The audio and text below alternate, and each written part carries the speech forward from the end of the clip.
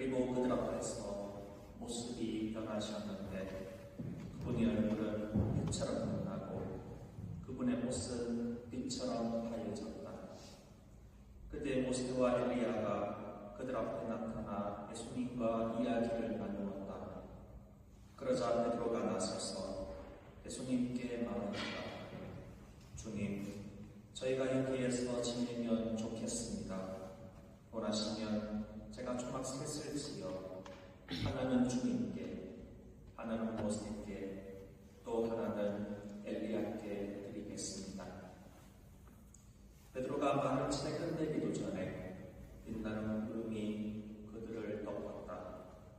그리고 그 구름 속에서 이는 내가 사랑하는 아들, 내 마음에 드는 아들이니 너희는 그의 말을 들어라 하는 소리가 났다. 이 소리를 들은 제자들은 얼굴을 땅에 대고 엎드린 채 몹시 두려워 보였다. 예수님께서 다가오시어 그들에게 손을 대시며 일어나라. 그리고 두려워하지 마라 하고 이르셨다. 그들이 눈을 들어보니 예수님 외에는 아무도 보이지 않았다.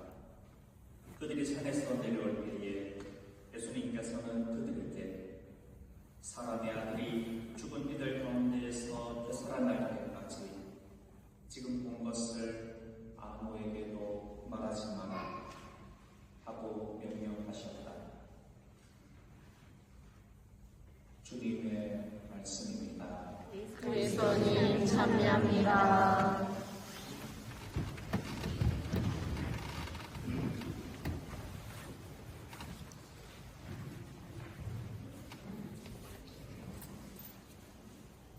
저는 사제직이 영적인 서비스를 제공하는 일이다. 그런 생각이 듭니다. 동의하십니까? 네.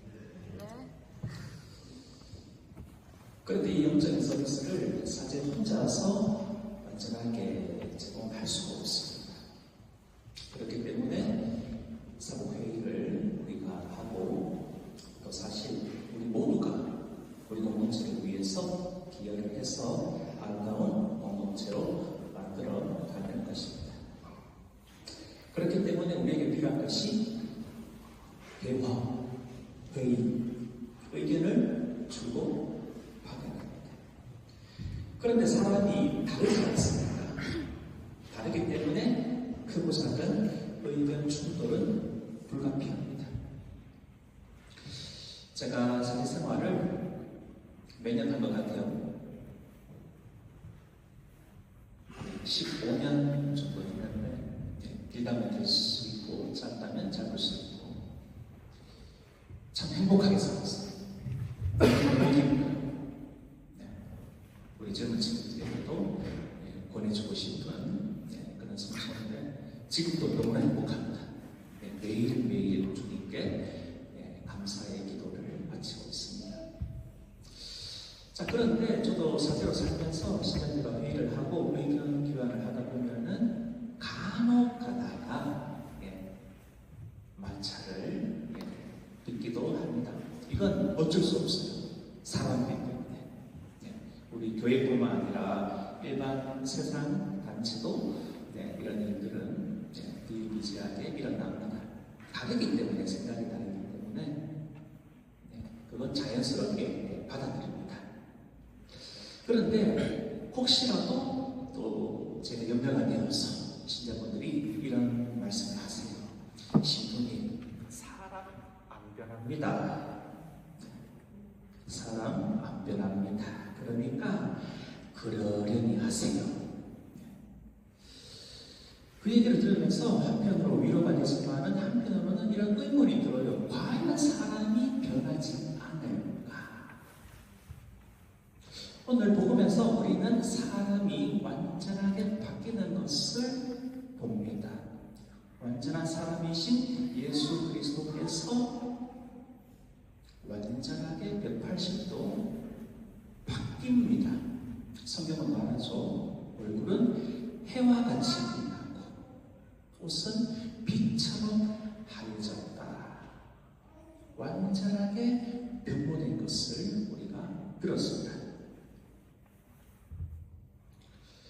예수님의 병모는 우리에게도 희망을 주고 있습니다. 예수님뿐만 아니라 우리도 변화될 수 있다는 희망과 용기를 주고 계십니다. 우리도 예수님처럼 살아간다면 바뀔 수가 있다는 메시지입니다. 타볼산에 올라갔죠. 누구는 타볼산, 다 보이니까 타볼산이다. 이렇게 해석하시는 분도 계시는데, 네. 왜 이러니까 타볼산도 맞고 타볼산도 맞습니다. 그죠? 예. 백말 히프나 흰말 붕디나 뭐 경상도사람 얘기하던데, 네. 우리 서울 사람한테 좀 해석해 주세요. 네. 예수님께서 타볼산에서 명료를 하는데 그 모습을 보고 베드로가 이렇게 말합니다. 초막 셋을 지어서 스승님과 모세와 엘리야에게 바치고 싶습니다. 그 광경이 너무나 황홀한 거예요. 이 엘리야하고 모세는 이 구약 성경에서 율법과 예언서를 대표하는 사람입니다. 이 엄청난 분들을 모시고 있으니까 베드로가 여기서 영원히 살고 싶다. 그런 마음이 들었던 거죠. 여기 삽시다. 그때 하늘에서 아버지의 음성이 들리는 거죠. 하느님의 음성을 듣는 예수님을 우리가 보는 것은 세례 때 그리고 영혼 때죠. 어떤 꼬마 아이가 아버지에게 질문했어요. 이 성경을 보면서 예수님이 아버지라고 이렇게 너무나 친하게 보인다. 보기 좋다. 아빠. 그런데 질문이 있어. 예수님 아버지가 하느님인데 왜 성이 달라? 하느님은 하시고 예수님은 예시잖아. 왜 아버지인데 성이 달라? 우린 같잖아. 그래서 아버지가 얘야 네가 아직 몰라서 그런데 서양 사람들은 성이 뒤로 가. 하느님 예수님 이미 성이잖아.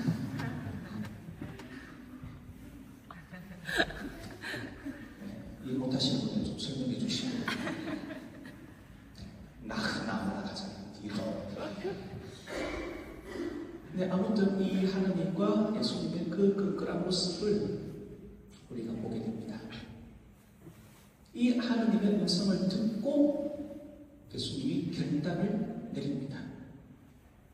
초막새로 지을 필요입니다. 엘리야와 모세도 이상하죠. 예수님도 평범하게 바뀌고 그리고 내려갑니다. 베드로가 좋은 제안을 했지만 예수님의 선택은 아버지의 뜻을 따르는 것이었습니다. 그분의 음성을 듣고 수단과 고통의 길을 걸어갑니다. 사실 예수님이 베드로의 제안을 받아들일 수 있었습니다. 그죠? 예수님도 100% 자유의지를 가지고 있습니다. 짜장면을 먹을래? 짬뽕을 먹을래? 그죠? 무조건 짜장면을 먹어야 되는 건 아니잖아요. 예수님도 다볼산에서 머물 수도 있고 갈릴레아 가서 기적 베풀면서 왕 대접받으면서 일생을 편안하게 살 수도 있었습니다. 선택의 자유가 있어요. 우리 인생은 B, C, D라고 하잖아요. B, birth, D, death, C, choice. 삶과 죽음 사이에 선택을 끊임없이 하는 것이 우리 인생입니다. 이 초이스 중에서 가장 좋은 초이스는 또 다른 C를 택하는 것이다. 그 C는 크리스트, 그리스도입니다. 예수님이 걸어가신 길을 따라가는 것이 가장 좋은 초이스다. 그 예수님이 선택을 할 자유가 있었고 예수님의 선택은 베드로의 제안이 아니라 개인의 욕심이 아니라 하나님의 뜻이었습니다. 이 선택이 바로 변호의 길이었습니다. 인간이 바뀔 수 있는 방법, 아버지의 뜻을 따르는 것입니다. 우리도 선택을 참 많이 하잖아요, 그죠? 네. 그 MBTI 중에 음식 MBTI도 있던데, 네. 짜장면이냐, 짬뽕이냐, 한번 손 들어보세요. 짜장면 손 내리시고, 나는 짬뽕 내리시고, 네. 그리고 찐먹이냐, 부먹이냐, 찐먹 손 들어보세요.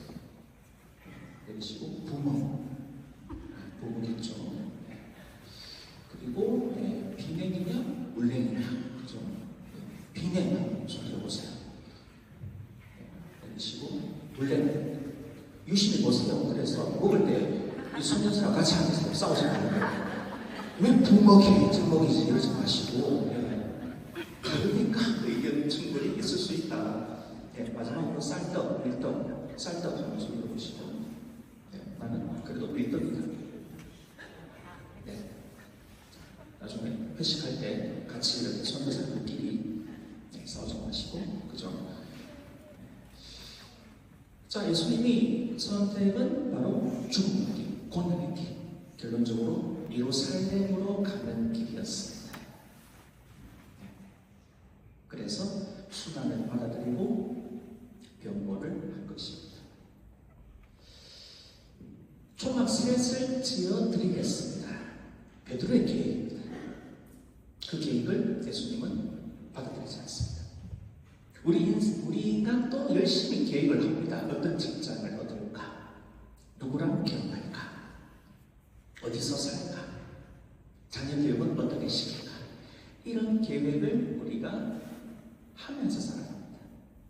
그때 하나님께서 그 계획을 듣고 씩 웃으십니다. 뜻대로 안 될 걸. 우리가 계획을 하지만은 내 계획대로 그대로 이루어지지는 않습니다.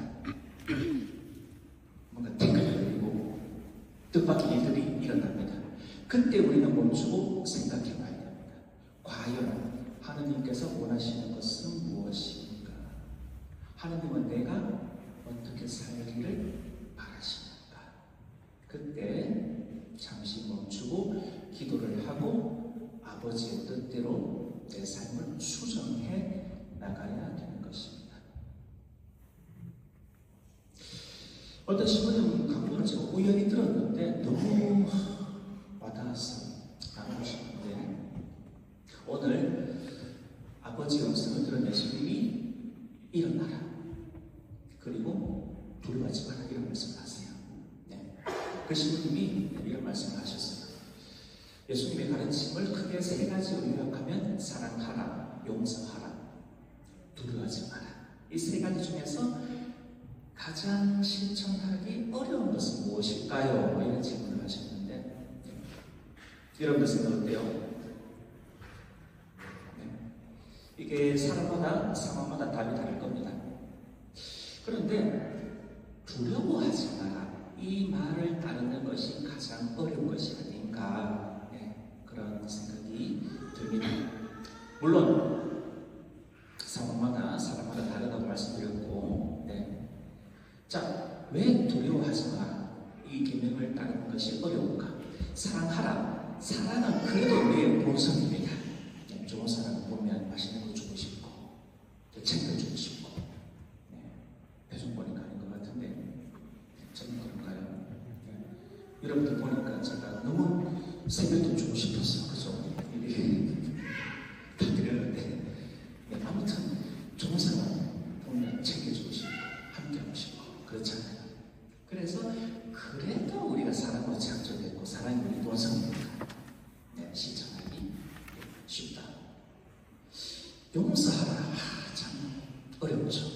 그래도 우리가 하나님의 자비를 경험하면은 내가 용서를 받았기 때문에, 고해성사를 통해서 하나님이 내 죄를 모두 용서해 줬기 때문에 나도 내 옆에 사람의 잘못을 용서해 줘야지. 이런 실천이 가능합니다. 그런데 두려워하지 마라. 이 두려움은 시도 때도 없이 찾아옵니다. 걱정하고, 걱정해서 걱정이 없어지면 그게 걱정입니까? 이런 말도 있던데, 계속 걱정되고 두렵고, 그렇기 때문에 성경에도 조금만 읽으면 두려워하지 마라, 걱정하지 마라, 계속해서 자주 나오는 구절입니다. 이 두려움은 어디서 나올까? 사실 우리가 두려워해야 될 분은 딱 한 분밖에 없습니다. 누굽니까? 하느님을 두려워해야 됩니다. 하느님을 두려워해야지 우리 삶이 바뀝니다. 그런데 하느님을 두려워하지 않고 우리가 사람들을 의식합니다. 사람들을 의식하고 사람들을 두려워합니다. 예를 들면 제 경우를 예를 들어볼까요? 사제의 경우, 사제는 하느님을 두려워합니다. 하느님은 저에게 여러분들을 맡겨주셨습니다. 그렇기 때문에 사제는 신자들을 두려야 됩니다. 하나님의 백성을 두려야 됩니다.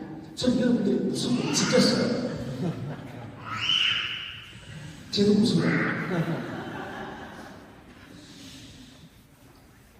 우리 강도나 하나 듣는 모양이에요. 그죠? 여러분들이 무서운 중이었어요. 올 때도 막 여러분 떠올리면서 무서워.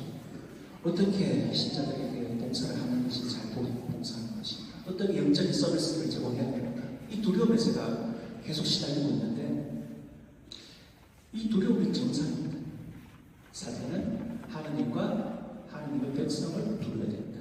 그런데 한 번씩 여러분들이 두려운 것이 아니라 주교님이 두려워하는 때가 있어요.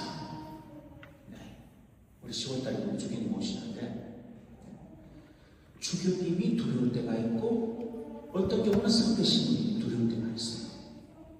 어떤 때는 동기들이 무섭고 또 간혹가다 후배들을 제가 의식하기도 하고 만약에 사제들이 신자가 아니라 다른 사제들이나 뭐 부제님, 선배 신부님, 주교님 이런 분들을 더 두려워한다면 올바로 사고를 할 수가 없습니다. 하느님과 하느님의 백성을 두려워할 때 사제도 거룩하게 변화할 수 있는 겁니다. 우리도 마찬가지입니다. 신부님, 사람은 변하지 않습니다. 그러려니 하세요. 아닙니다. 사람은 변합니다. 조건이 있습니다. 하느님을 두려워할 때 변합니다. 사람을 두려워한다면 변하지 않습니다. 오늘 하느님께서 우리가 거룩하게 변모하기를 원하십니다. 그래서 우리에게 말씀하십니다. 일어나라.